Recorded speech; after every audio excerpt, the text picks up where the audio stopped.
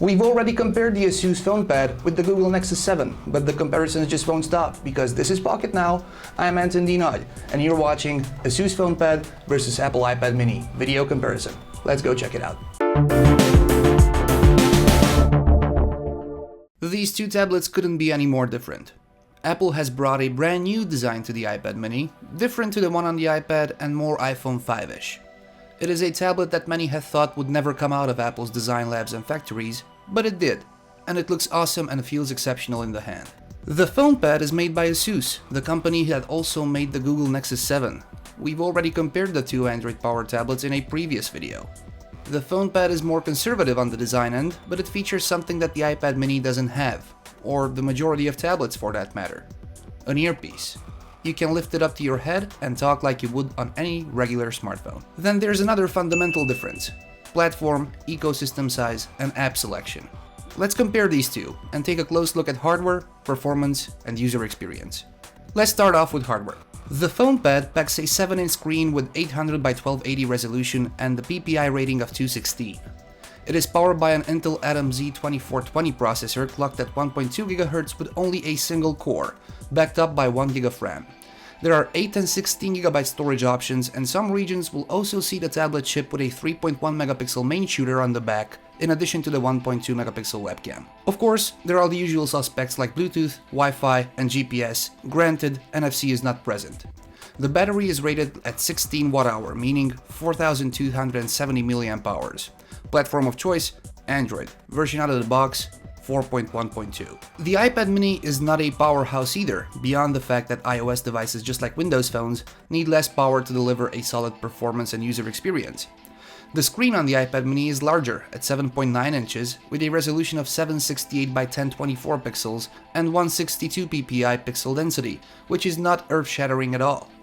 The CPU of choice is dated back in the iPad 2 days, an Apple A5 chip which is dual-core and clocked at 1 GHz. There are 512 MB of RAM, but storage options include 16, 32, and 64 GB flavors. The webcam on the front is a 1.2 megapixel unit like on the Fonepad, but the back features a 5 megapixel main shooter without flash.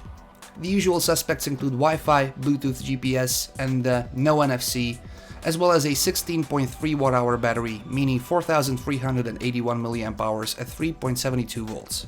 Platform of choice: iOS. Version out of the box: always the latest, currently 6.1.1. However, the Fonepad has a physical earpiece up top so that you can make or take calls just like with a regular smartphone. Yes, a 7-inch one. While the iPad mini also has a cellular version, even 4G LTE support, it lacks the earpiece. Build quality on both devices is solid. However, you're instantly shocked by how lightweight and thin the iPad mini is. At 312 grams and 7.2 millimeters, it is 28 grams lighter and 3.2 millimeters thinner than the Fonepad, which means a lot. The bezel on the iPad mini is also slimmer, and iOS has a neat way of detecting and ignoring accidental touches. The iPad mini speaks premium. That's not to say the Fonepad feels cheap, not at all, especially that the material on the back has been upgraded. We now have the cold-to-the-touch aluminum instead of the sturdy-feeling plastic on the Nexus 7. That, and the earpiece aside, we're seeing a Nexus 7 twin.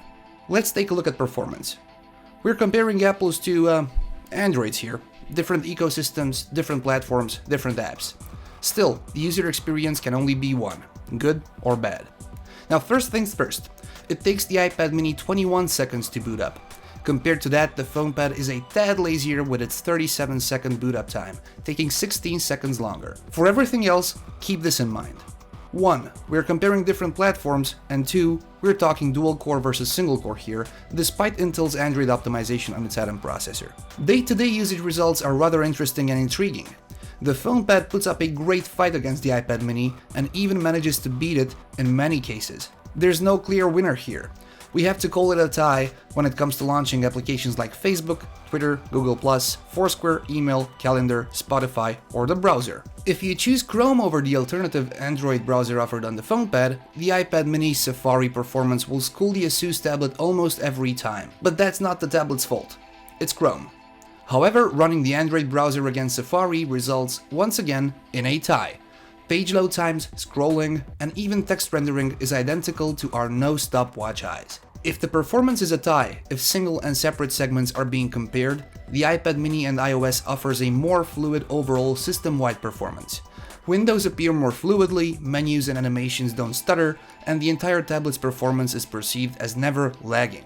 The Fonepad does a decent job but occasionally stutters when jumping to the home screen or scrolling lists, like the settings where it occasionally is choppy. Next up, displays. Both screens are IPS LCDs, but the iPad mini is much brighter than the display on the Fonepad.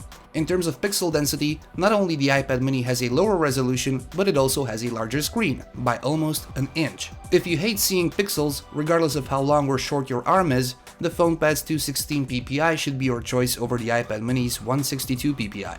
Resolution and pixel density aside, the winner here is clearly the Apple tablet. Brightness, contrast ratio, color reproduction, color saturation, and even black levels are much better than on the ASUS Fonepad. Still, ASUS allows you to cheat with an ace up its sleeve. The bundled ASUS Splendid app, where you can tweak color temperature, hue, saturation, and turn vivid mode on or off, allowing you to have the best experience tailored to your eyes and liking. Outdoor visibility, too, goes to the iPad mini.